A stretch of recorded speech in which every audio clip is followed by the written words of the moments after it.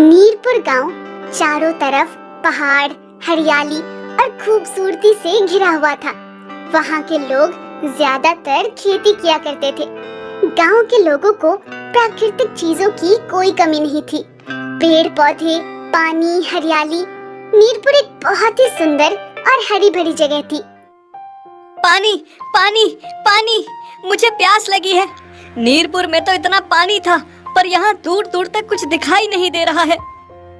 अरे अरे, उठो, क्या हुआ है? क्यों इतना चिल्ला रहे हो? तभी हरी नींद से हड़बड़ाकर उठता है। कुछ नहीं, आंख लग गई थी बस। बुरा सपना देख लिया था शायद। खैर छोड़ो, तुम लोग क्या कर रहे थे?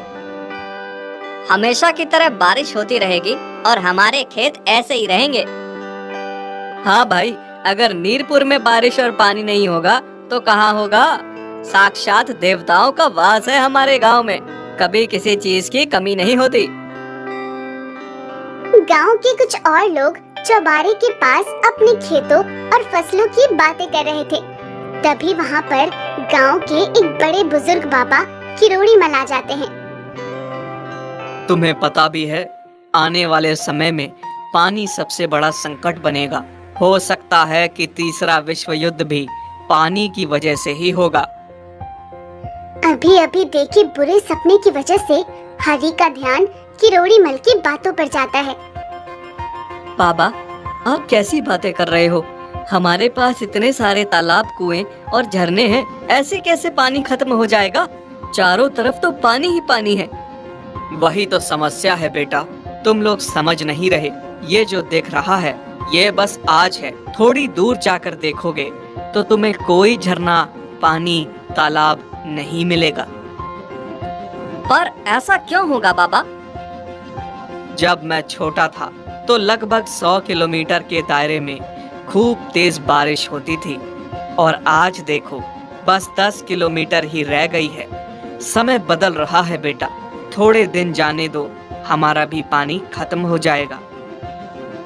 अब बाबा किरोड़ी मल की ऐसी बातें सुनकर रामू और श्याम दोनों सोचने लगते हैं और बोलते हैं। हाँ बाबा, लेकिन इतनी जल्दी पानी खत्म होने का तो मतलब ही नहीं बनता। ऐसे थोड़ी हो सकता है। हाँ बाबा, रामू बिल्कुल ठीक कह रहा है। अब तुम इसे ऐसा ही देख लो, 10 किलोमीटर के बाद वाले गांव में बारिश नहीं हो रही तो वो हमारे तालाब से पानी भर रहे हैं। तभी वहाँ पर गांव का एक और व्यक्ति रमेश आ जाता है और आकर बोलता है। हाँ बाबा, मुझे भी ऐसा ही लगता है। तुम लोग देख लेना, अगले साल बिल्कुल भी बारिश नहीं होगी। देखो, अब तो इसने भी कह दिया, अब तो बारिश नहीं होगी। सब लोगों को बाबा किरोड़ी मल की बातों का ज्यादा असर तो नहीं पड़ता, लेकिन रमेश के मुंह से ये बात निकलते ही सब परेशान हो जाते हैं, क्योंकि गांव में सभी का मानना था कि रमेश जो भी अपने मुंह से निकालता है वो सच हो जाता है, और बुरी चीज तो खास तौर पर। बाबा, आपका तो पता नहीं, लेकिन अब इस काली जुबान ने बोल दिया, अब नहीं होगी बारिश। गई हमारी फसल भी और खेत भी। बोल तो दिया है, लेकिन इसका कोई उपाय तो होगा। अब आगे क्या करना है ये बताओ। इस बात के बाद सभी गांव के व्यक्ति बहुत परेशान हो जाते हैं और जवाब के लिए बड़ों की तरफ देखने लगते हैं। देखो, इसका एक उपाय है मेरे पास। अभी अगले साल को आने में 2 महीने बाकी हैं। सब मिलकर एक काम करते हैं, जितना हो सकता है बारिश का पानी इकट्ठा कर लेते हैं। अगले साल सिंचाई और व्यापार के काम आएगा।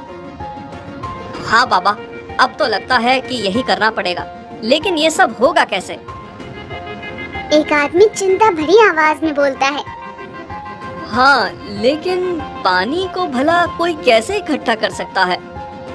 हो सकता है, और हमें पानी को इकट्ठा करने के लिए गांव में और भी तालाब बनाने होंगे। अब सारे लोग बाबा किरोड़ी मल के कहे मुताबिक काम में लग जाते हैं। सभी लोग मिलकर गांव में खुदाई कर और कई सारे तालाब बना देते हैं। सारा काम होने के बाद गांव के लोग फिर से इकट्ठा होते हैं।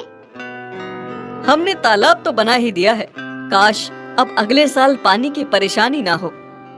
हाँ, तुम सही कह रहे हो। तालाब में इकट्ठा होने वाले पानी से मदद तो मिलेगी, लेकिन इतना करना अभी भी काफी नहीं है। हमें हमारे गांव के आसपास जितने भी 4-5 पहाड़ हैं, उन पे पेड़ लगाने होंगे। लेकिन बाबा, पेड़ क्यों? देखो, हमने पानी इकट्ठा करने का तरीका तो ढूंढ लिया, लेकिन एक साल में उतनी ही बारिश होती है कि साल की भरपाई हो जाए। अगर हम ज्यादा से ज्यादा पेड़ लगाएंगे तो इस इलाके में और भी बारिश होगी, जिसमें ज्यादा पानी इकट्ठा होगा। सही है, तो हम एक काम करते हैं, हम 2 महीनों में पहाड़ों को पेड़ों से भर देते हैं। अब बाबा के कहे अनुसार गांव के सभी लोग पेड़ लगाना शुरू कर देते हैं। देखते ही देखते चारों ओर पहाड़ियां पेड़ों से भर जाती हैं और हरी भरी हो जाती हैं। साथ ही साथ सभी लोग गड्ढे खोद देते हैं जिनमें पानी भर जाए, और उनके साथ साथ रास्ता बना देते हैं ताकि बारिश का पानी इधर उधर जाने के बजाय गड्ढे के जरिए जमीन में वापस चला जाए। मुझे लगता है कि अब हम सबने सारा काम पक्का कर दिया। इस साल की बारिश के इकट्ठा हुए पानी से हमारा काम चल जाना चाहिए। हाँ, बाबा के कहे अनुसार पेड़ों की वजह से बारिश अच्छी हुई है इस बार, और हमारी बनाई हुई सारी नहर और गड्ढे भी भर चुके हैं। अगले साल की सिंचाई में भी कोई परेशानी नहीं आएगी। बाबा, आपने बिल्कुल सही उपाय बताया था पानी को इकट्ठा करने का। अगर बारिश ना भी हुई तो भी गुजर चल जाएगा। अब बारिश का मौसम आता है और खूब जोरदार बारिश होने लगती है। सब लोग तो कुछ और ही अंदाजा लगाकर बैठे थे। अब बारिश देखकर गांव के सभी लोग एक जगह इकट्ठा हो जाते हैं। पर रमेश ने तो बोला था कि इस बार बारिश नहीं होगी। ये तो पिछले बार से भी तेज बारिश है। इसका मतलब इन्होंने मिलकर हमसे झूठ बोला। हाँ, और हमने जो बेवजह इतनी सारी मेहनत की, उसका क्या? ये सभी लोग आपस में बातें कर ही रहे होते हैं कि तभी ये लोग देखते हैं कि बहुत सारे लोग भीड़ में इकट्ठा होकर उनकी तरफ चले आ रहे हैं। ये इतने सारे लोग एकदम से यहाँ क्यों आ रहे हैं? तभी गांव के लोग देखते हैं कि वो सभी अपने हाथों में फल और मिठाई लिए हुए हैं। तभी उनमें से एक व्यक्ति आगे आकर बोलता है, हम लोग पास के गांव सीमापुर से आए हैं। मैं वहां का सरपंच हूं। हम लोग आपका बहुत धन्यवाद करना चाहते हैं, खास तौर पर सरपंच जी बाबा करोड़ीमल और रमेश का। आप लोगों की वजह से ही ये सब हो पाया है। ना जाने कितने सालों बाद हमने बारिश देखी है। इंद्रदेव तो मानो हमसे रूठ ही गए थे। फिर वो सभी लोग एक एक करके बड़े लोगों के पैर छूने लगते हैं और उनकी आंखों में आंसू थे। अरे आप लोग ये क्या कर रहे हैं? कम से कम पैर तो ना छूइए। ये तो बहुत छोटी सी चीज है बाबा। जो आपने हमारे लिए किया है उसका एहसान तो हम कभी नहीं भूलेंगे।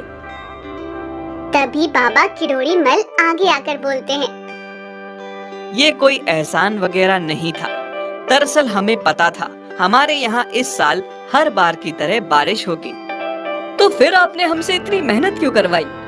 बेटा देखो, जिस हिसाब से हमारा गांव है, यहाँ हर बार बारिश होना लाजमी है, क्योंकि ये चारों तरफ से पहाड़ों और जंगलों से घिरा हुआ है। लेकिन क्योंकि हमने जंगल में जाकर पेड़ काटे थे, तो हमारी वजह से पड़ोस वाले गांव में बारिश नहीं हो रही थी।